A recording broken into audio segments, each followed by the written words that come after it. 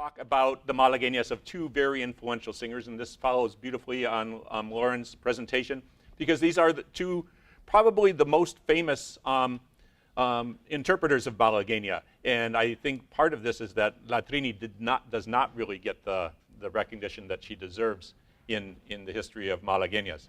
Because if you look at the discography of Malagueñas, pretty much they'll either be Malagueña de Chacón or Malagueña de Mellizo. These are two of the most important or most influential singers. And I'd like to also talk about how this interacts with this notion of cante gitano versus cante andaluz, because there's an interesting way that this interacts. And first, I'd just like to say a little bit about cante gitano versus cante andaluz.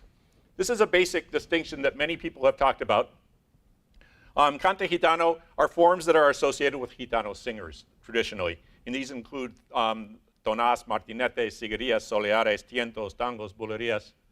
Whereas the cante andaluz are the forms that are claimed to be derived from Andalusian folkloric song forms. And there's a little bit of a controversy here because the other ones presumably also have something to do with Andalusian folkloric song forms. But the cante andaluz pretty much comes directly from forms of fandangos. So these would include the various types of fandangos, malagueñas, granainas, and cantes de levante. This distinction was actually discussed by Antonio Machado Alvarez, de Mofilo, back in the 19th century, and the distinction came to light again in this wonderful time of the Café Cantantes, where cante gitano and cante andaluz came together in a commercial setting. So they were, this was the development of flamenco in a commercial setting, and it brought some of these forms together. One of the controversies about it is that it sometimes suggests that the cante gitano was created in a hermetic gitano community, and this has been a source of endless debate, and I'm not going to get into that debate, but I'd like to just note that, as Peter Manuel noted in one of his works, there is an objective basis for the distinction. The things that are classified as cante gitano tend to be more in the Phrygian mode, and the things that are cante andaluz tend to be more in the major key, and then resolving into the Phrygian mode. So there is some objective distinction, and whatever the basis of that distinction is historically is for another debate. So now going to Malagueñas. Malagueñas, as we heard, represented the first major flamenco form that was derived from regional fandangos.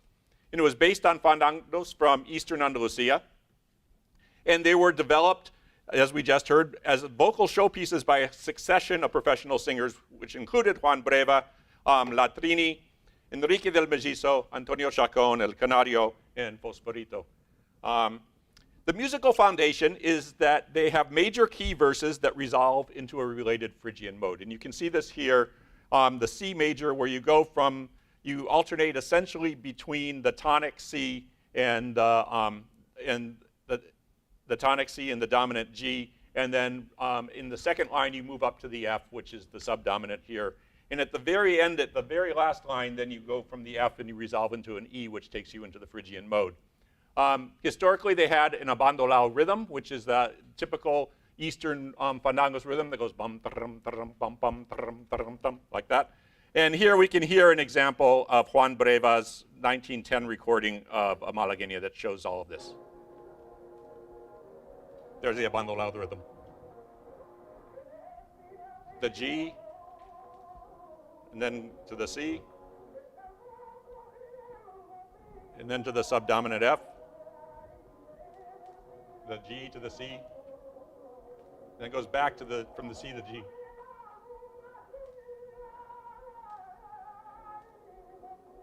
And then from the G to the C. And now it's going to resolve to the F, and then go down a half step to the E.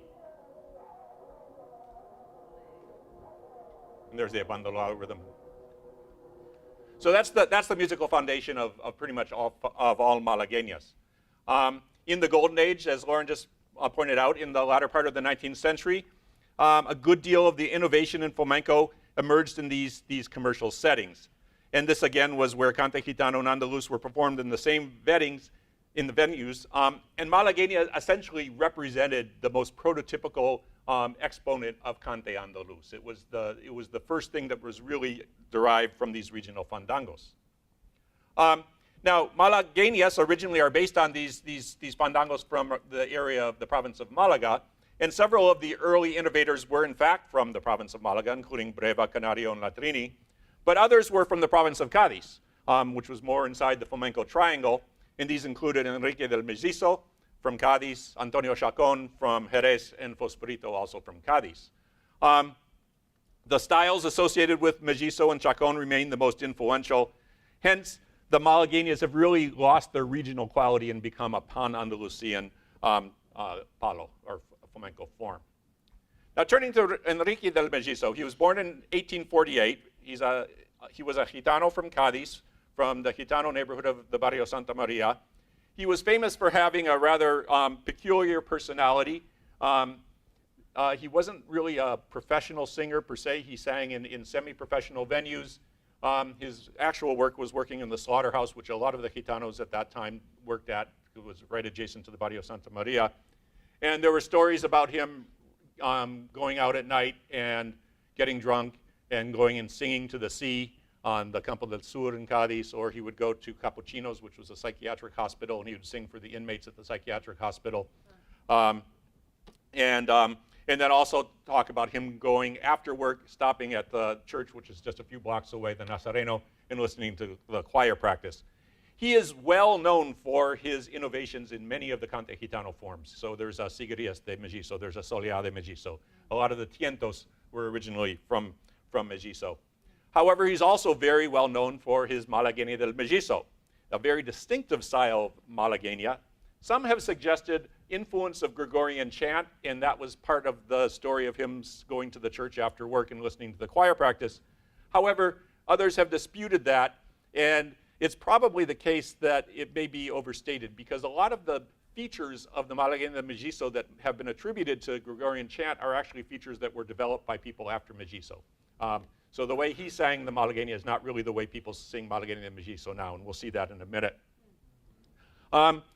Nevertheless, he was credited as the first person to really dispense with the combat, with the rhythm in Malagueña, and create a truly free form of Malagueña. And would have happened around at least by the 1880s. I'm not sure when. He never recorded, and his Malagueña, therefore, is only known by latter interpreters. So we have to look at the historical record of people singing his style to see what it might have sounded like. And it has evolved over the last century. So what we hear now is the prototypical Malagueña Mellizo is not what it sounded like when he sang it. Jorge Martín Salazar, in his book on Malagueñas, suggests that his Malagueña may have sounded must have been much closer to the other Malagueñas sung at the time. The musical characteristics of the Malagueña, the first line is fairly simple. It usually hangs on a C. Sometimes it has a little ascension up to the C. The second line, and then the rest of the verse pretty much alternates between C and G, the tonic and the dominant. It doesn't really go to the subdominant at all, until the last line resolves to A minor, and then there's this thing called an iao, where they go I, and they do that throughout, descending through the Andalusian cadence. And that's really the hallmark of Malagueña de Mellizo now, is that descension through the Andalusian cadence. However, when we'll see, that wasn't always the case. But let's listen to Pericón, one of my favorite Cádiz singers, of course, singing a Malagueña de Mellizo, and this is pretty much what you will always hear as a Malagueña de Mellizo now. This is the Malagueña doble, because it has an extra I passage in the middle, as opposed to the Malagueña chica, which doesn't have that.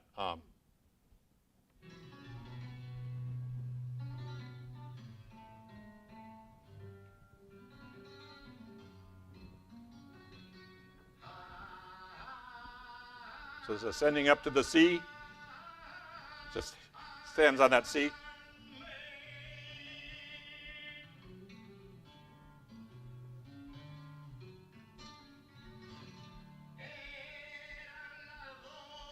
Still on the C.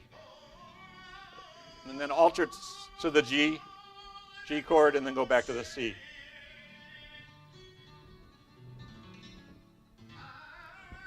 This is the medial I passage, which is what makes this the doble. But it's still going back and forth between the tonic and the dominant.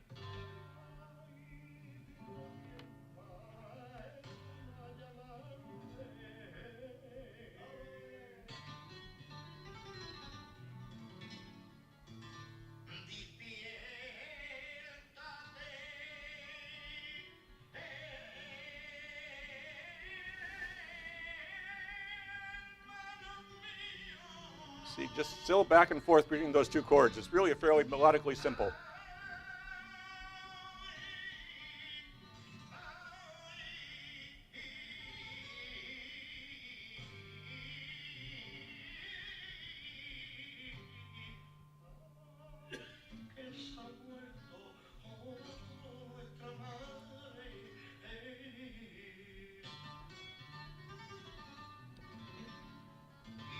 Here's the last line. It's going to resolve to A minor now.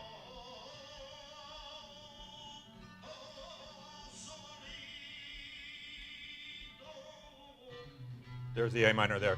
And now they'll go down the Andalusian cadence to G right here.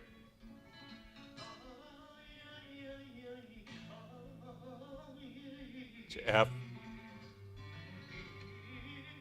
It now resolves to the E, to the Phrygian.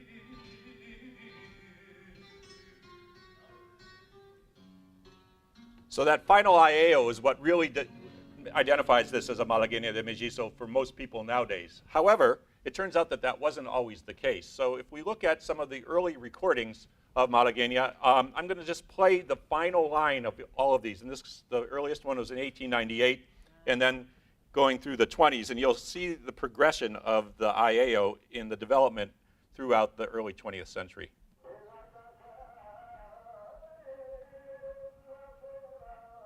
There's the A minor. And now it just kind of goes to straight to the F and resolves to the E.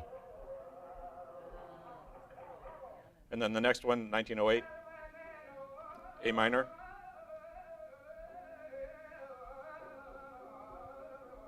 Similarly, it doesn't go through the G. There's that A minor very clearly. It's longer, but it never really quite goes to the G.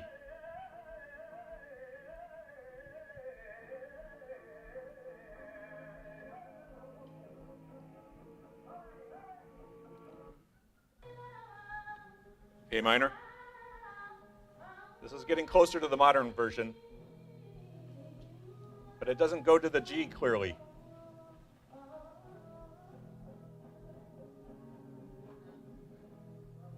And now,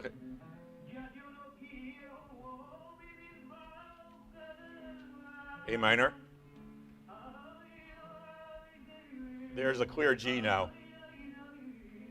F. And so with Aurelio, by the late 20s, we clearly have that modern IAO, which pretty much everyone does nowadays. Okay, now turning to Chacón, and he was also often known as Don Antonio Chacón because he was held in such regard. He had the title Don, which was not universal as it may be now. He was born in 1869. He was Payo, which means he was not Gitano. He was born in Jerez. He was the adopted son of a cobbler in La Plazuela de Jerez, and this was in the middle of one of the Gitano neighborhoods of Jerez. So he grew up surrounded by cante Gitano. He was discovered by Enrique del Mellizo at a party in 1886. And the story, which might be somewhat apocryphal, was that Mellizo walked up to him and was so impressed with the singing, he put his hand on his shoulder and said, "Young man, one day they're going to call you El Papa del Cante. They're going to call you the Pope of the pontiff of cante." He became something of a protege of Mellizo. He spent a lot of time in Cádiz. Mellizo invited him to perform in Cádiz, and his career really took off. And he became one of the most famous and respected singers in history, and is really responsible for the creation and the promotion of most of what's now referred to as cante andaluz, including Malagueñas, Granainas, and cantes de Levante. Now, he's also very, very famous for the Malagueñas, Malagueña de Chacón. He must clearly have been influenced by Mellizo, since he was such a good close to Mellizo. And his Malagueñas, like Mellizo's, were libre. However, the melody is much different. It's much more ornate. It doesn't have just, the Mellizo really just goes back and forth between two chords, whereas his melodies actually are much closer to the original structure of the Juan Breva style Malagueñas, but are much more ornate. And they have clear similarities with the Malagueña de Latrini. In fact, we're going to hear an example where the melody is almost identical to the one we just heard of Latrini. There were probably 5 or 6 styles. People argue about how many styles you can associate with Chacón, but 5 is usually the smaller number, and there's sometimes more. The musical characteristics, has a much wider melodic range. The first line is quite complex melodically. The second line, and we heard this with the video we just saw, the second line actually ends on a B flat, which suggests a passing tone to the subdominant. So actually a C sharp, C seventh chord. The B flat is in the C seventh chord. And the singer doesn't go to the F, but then the guitar goes to the F. And then the fairly rapid progression to the Phrygian at the very last, in the very end. And here's a 1909 recording of Antonio Chacón singing one of his varieties of Malagueña.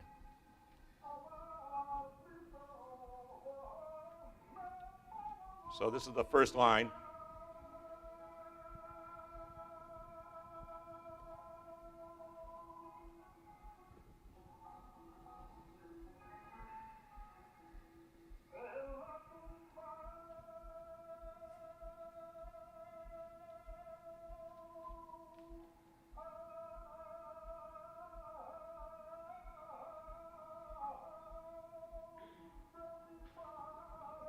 There's that B flat there. That's the seventh chord, and then the guitar goes to the F.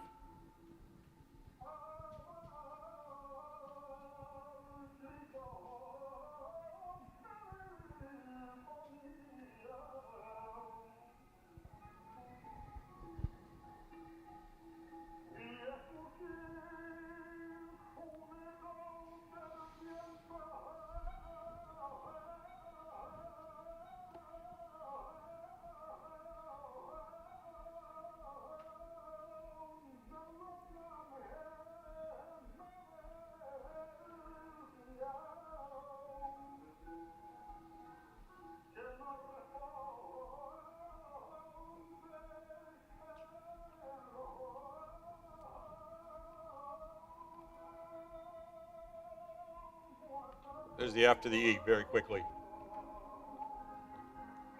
So that's an example of one of the Chacón styles.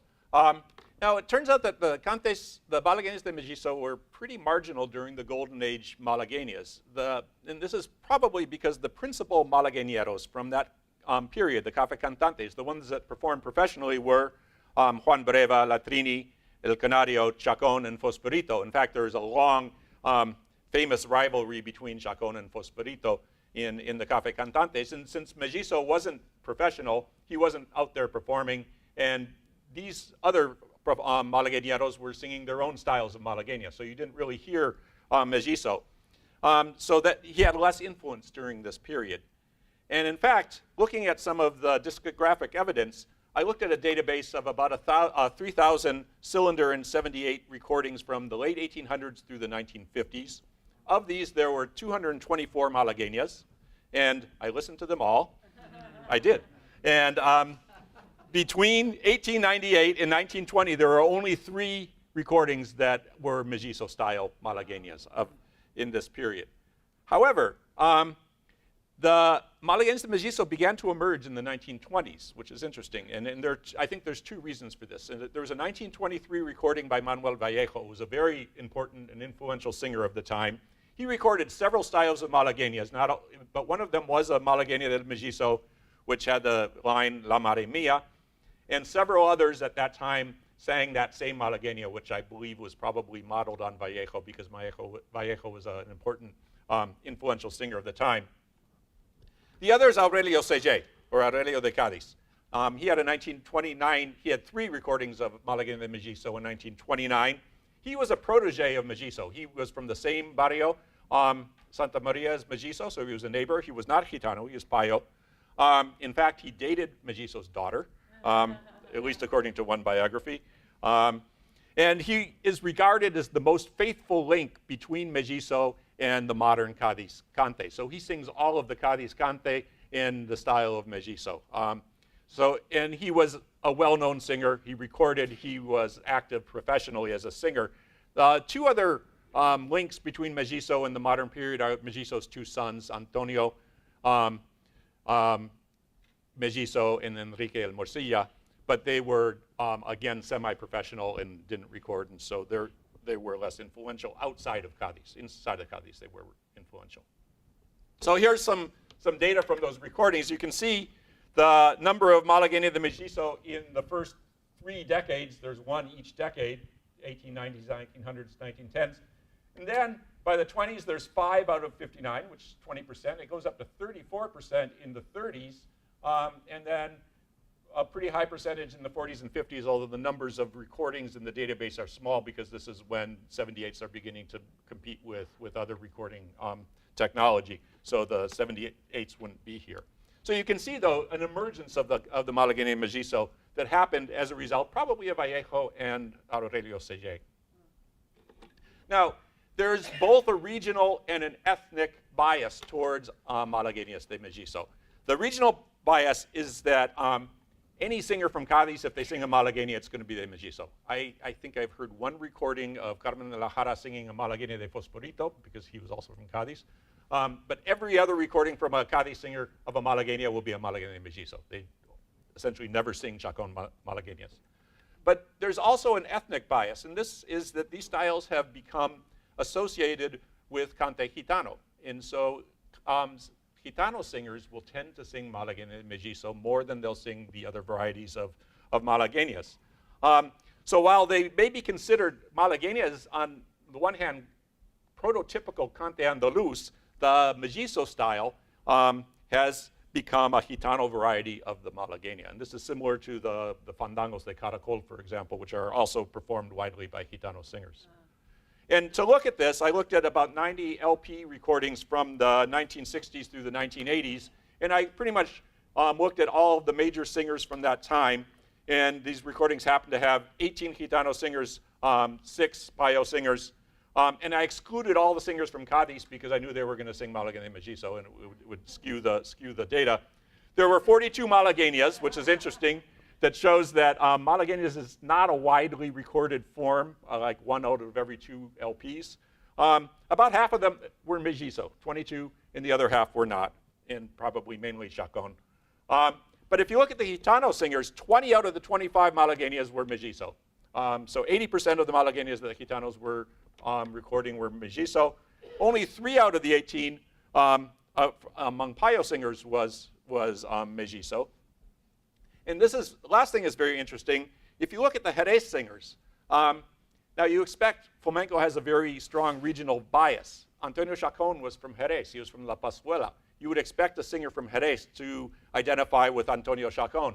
But all of the Jerez singers in this sample, and they were all Gitanos, 7 out of 9 recorded Malagueña de Mellizo and not Malagueña de Chacón. So the ethnic bias seems to have trumped the regional bias in this case. And I just the other day saw an article in the Diario de Jerez about Diego Agujetas, talking about his life and talking about cante. And he talked about how nobody likes the real cante anymore, and he sings the real cante, the Sigarias, the Soleá, the Malagueña. And I thought it was interesting that he included Malagueña there. And then he later in the interview said that his brother Manuel Agujetas told him that if he sang Malagueñas, he'd ruin his voice. So there is some identification, even among the Agujetas, which are probably the family of cante Gitano singers par excellence nowadays, some association with Malagueña. So just to conclude, Malagueñas were the prototypical cante andaluz. Mellizo played a very influential role, but the influence was not apparent during the early period and only emerged later in the 1920s. And then currently, Malagueña de Mellizos are associated both with Cádiz, the regional bias, and Gitano singers, the ethnic bias. Thank you.